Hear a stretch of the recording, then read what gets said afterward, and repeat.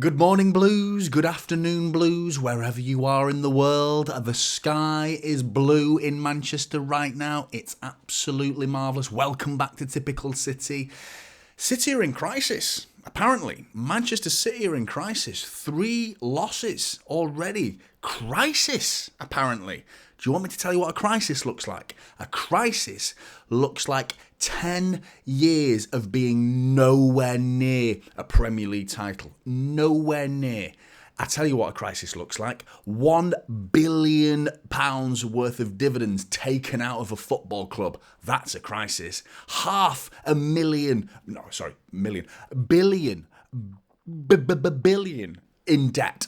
That is what a crisis looks like. So those in glass houses, and talking about houses, and it's not glass, it's actually made of rot and decay and steel that is collapsing in their Old Trafford home. The Glazers are staying. That is fantastic news, and albeit isn't direct news for Manchester City, and this is, of course, a Manchester City channel, so I hear you cry. Why are you talking about Man United? Are you obsessed with Manchester United? Are you bitter? Yes, I am bitter. I spent 2/3 of my life hearing about how wonderful that football club is. So forgive me.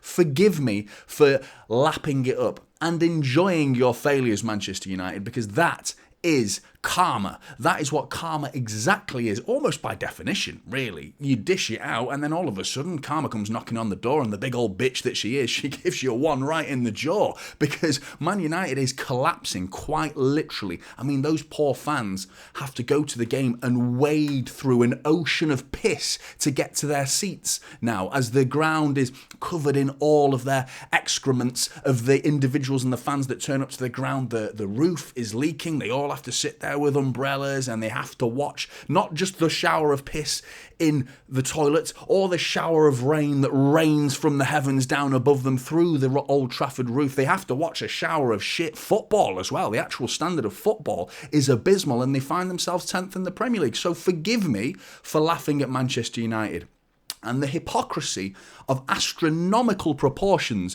that we've heard for a year now. The takeover discussions of Manchester United being bought by Sheikh Jassim has fallen through. That falling through is fantastic news for Manchester City fans, because Manchester City will be looking at that and thinking, that sounds awfully familiar, doesn't it? It sounds extremely familiar.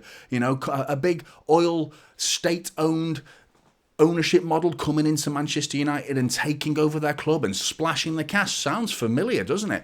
Isn't that the ownership model that was destroyed by Manchester United fans, or at least attempted to be destroyed by Manchester United fans, and described as ruining football? I'm sure the term was. I'm sure that's exactly what it was, yet here they are. They've watched a decade of dominance from Manchester United, and they've looked across the road knowing full well their house is not in order. Their house is collapsing, quite literally collapsing.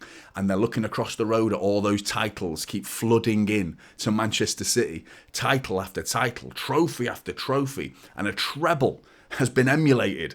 If anything, the treble's been surpassed, because we at least won the treble as the champions of England. And then we went and won the UEFA Super Cup to follow it up. I don't know if anyone else has done that. Certainly not in England. Nobody in England has done that. Nobody in England has become the Centurions and winning 100 points. Nobody in England has done that. You know, so we and the new standard, and they're looking across the road and thinking those guys bought a lottery ticket and they fucking won. They won. How have they done that? What should we do? We need a takeover. We need a takeover. Even though they've spent the last 10 years talking about how diabolical it is to be oil-ran, a state-owned football club, ruining football, spending money like no man's business, yet here we are. We have a treble in our cabinet right now. In our trophy cabinet, there sits a historic treble, and they sit 10th in the Premier League and are continuing to spend money. And I mean, we're talking about 1.7 billion. Since 2014, 1.7 billion, and they've recouped about 480 million of that back in that time in terms of players. So you're talking about a net spend of nearly 1.2 billion in under a decade has been spent at Manchester United. And what have they won? Tell me what they've won. You know, we're talking about League Cups and things like that. Yet here we are. I tell you who's ahead of us. Arsenal, in that time, net spend, Arsenal have got a higher net spend. Chelsea have got a higher net spend. PSG have got a higher net spend. Yet here, little old City ruining football by winning trebles and spending less money in the process to do it. You know, you've got to look. You've got to look at yourself sometimes. Rather than pointing the finger at City for ruining football, yet here Man United are talking about spending money, and we're spending money, and they're outbidding us for players. They are spending more money than we are doing, and they are complaining about their current ownership model that spends a lot of money to do that, albeit they're in debt, albeit the Glazers are clearly taking money out in dividends. They've spent money.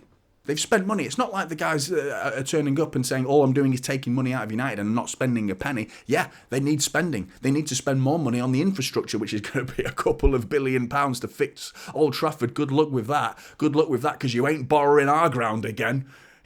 You know, you aren't borrowing the rags of our shirts again. You're done with that. Our charity door is shut firmly. Goodbye. Deal with it yourselves. Unlucky, mate, because you laughed at us as we went down the divisions from League One into the Championship and into League One, and then had to claw our way back, you know, organically claw your way back. We did it. We did it by ourselves, and then we got the look we deserved in the process. So do you think we care about the oil state ownership model? We've not cared about it from day one, because we won the lottery, and yet you wanted to point the finger at us for being oil-based and a state-owned model, ownership model of Manchester City. We're just doing this, mate. We're waking up every day like this. Hey, trophy, another one, trophy, boom, trophy in the bag, trophy. Do you think we give a shit? Really? Do you think we care about all those accusations? And then, a decade later, they get the rumours of Sheikh Jassim. Not rumours, genuine concrete interest. Eventually, he was genuinely interested to the point where he rejected a £6 billion offer for Manchester United, and the Glazers are still there. They're still there, and whether Jim Ratcliffe comes in or not and buys 25% of it, it doesn't matter. 25% is not the majority. It's still going to be the Glazers. Two decades of the Glazers have been there already. Roll on another 2, please. Thank you very much, because that is karma. And they talk about the money as well. They do like to talk about United is the fact that we've spent more than them. One, that's not true. And when they talk about their money, we earn our money. We're self-sustaining. We're profitable. We spend our own money. Do you? Really? All that's how United became successful, was it? Nothing to do with Louis Edwards, you know? Let me educate you United fans who clearly think football started in 1992. It didn't. Not when the Premier League started. Football started before that, because apparently our history started in 2008. When Sheikh Mansour took over. No, our history goes back beyond that, and every City fan needs to go and research their history if you don't know it already. And United fans clearly think football started in 1992. Yet in the 50s, they were bought by Louis Edwards. And for those that don't know, I imagine the majority of United fans that are watching have never heard that name. They probably don't know who I'm even talking about, because I know more about their club than they fucking do. But in terms of the Glazers and in comparison to Louis Edwards, it's investment. Louis Edwards came in. He was a butcher. He owned a chain of butcher shops throughout England, selling meat throughout the country, to the point where he ends up having steaks in Woolworths. Everyone in the UK will remember Woolworths, pick and mix, mate. Brilliant Woolworths.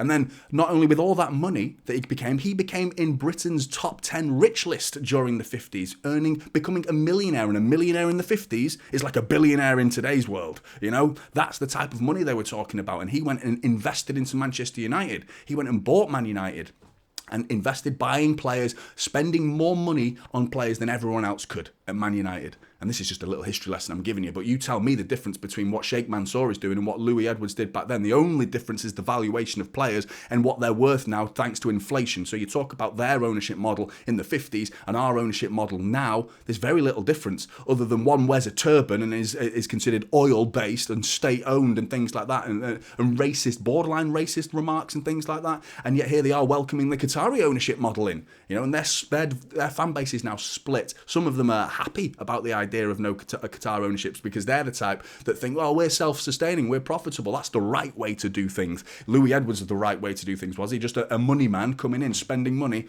back then? You know, and that from that success in the 50s, United went on to build an academy and became the club that they became, all because of investment. You look at Manchester City now, investment, that's all it is. That's business, that's football, and that is the nature of the beast, my friends. I'm sorry, it's a bitter pill to swallow for United fans today, but they have to swallow it, and swallow it hard, because it's going to get jammed down the throat whether they like it or not, because Manchester City are here to stay, and United's decline continues.